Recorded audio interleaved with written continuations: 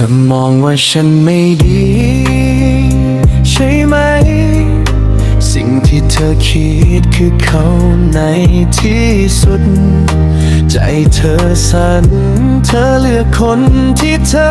รักคนนั้นที่ทำร้ายเธออย่างแรงเธอทำหัวใจไม่ตรงไปตรงมาตอนนั้นถึงได้พลาดเข้าไปเจ็บในใจเธอร้องไห้เพราะเขาเธอไม่เคยนึกถึงตัวเองเลยเธอมองไม่เห็น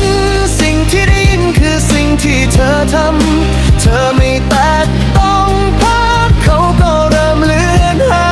ยเธอโกรธเกลียดรุนแรงเกินไปอยากให้เป็นเธอไม่ใช่เป็นเขาเธอคนเดียวเธอบ้าไปเธอบ่นไปใส่ตรงนั้นตรงนี้คนนั้นคนคอยรับคนคอยดึงคนให้กอดแต่ทำไมไม่เป็นแบบนี้เธอทำไม่ดีแล้วก็โทษสุดท้ายเธอแพ้เองอย่าบ่นซ้ำๆเลยนะเธอ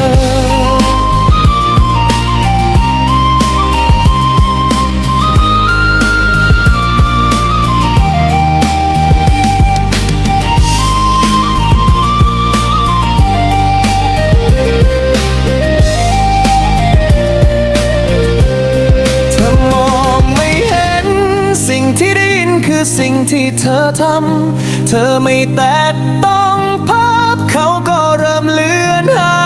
ยเธอโกรธเกลี